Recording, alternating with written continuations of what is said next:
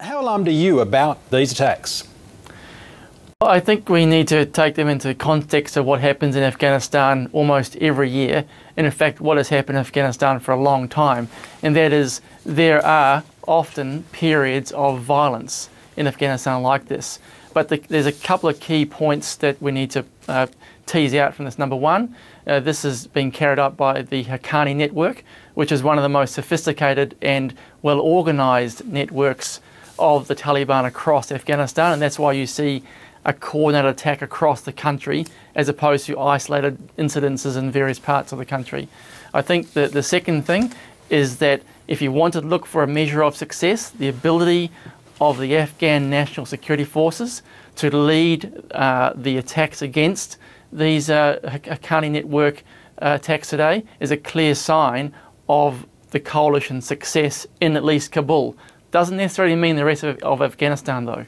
Okay, so there's good and bad in your assessment as a result of these attacks. It was just a few days ago, though, that NATO figures were saying they believed that the Taliban had no plans for a major spring offensive this year. Now, what does this attack, how does that fit into that reasoning behind those comments by those NATO sources?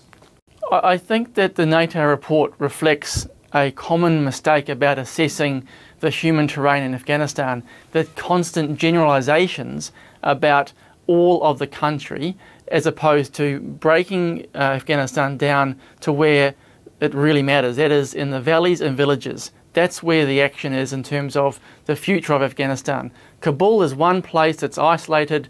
It has the highest number of foreign troops, the highest number of Afghan National Security Forces, the diplomatic community, the parliament, etc. But outside there, in the valleys and villages, that's where the important part of the future of Afghanistan is going to rest. Okay, so what you're arguing is we need to sort of turn our thinking around in this case, that even though these attacks appear to our reasoning to have struck at the heart of the Afghan government, they're not really reflective of the overall security situation there.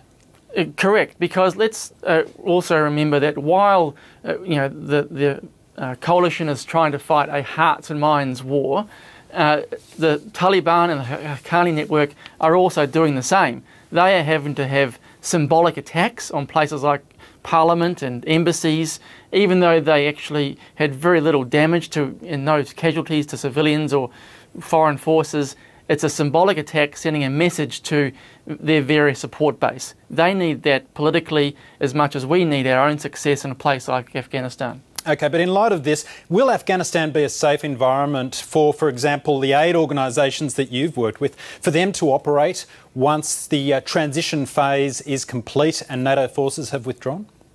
Well, Afghanistan is always going to be a precarious place to work if you are not familiar with operating in an environment that requires you to have very good situational awareness. And one thing that the humanitarian community needs to be better at is knowing how to operate in Afghanistan without personal security details and without the protection of foreign forces. They need to learn to embed themselves in the community and use community-based security to provide the safety and the embeddedness in the community to be able to operate safely in their area of operation. In fact, Jason Thomas, you've had some interesting things to say about this in writings that you've done about operating in Afghanistan. Essentially, you argue that a show of force isn't the way for organisations to operate in Afghanistan.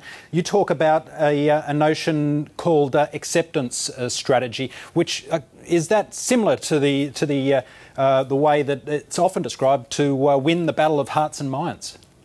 Well, not quite. Acceptance strategy or blending into the local population. So, in my time there, grew a beard, wore a turban, looked like everybody else, drove a beaten-up white vehicle, learnt how to operate in a very low-profile way that caused very few ripples in the community, and tried to blend in so you become a very small target.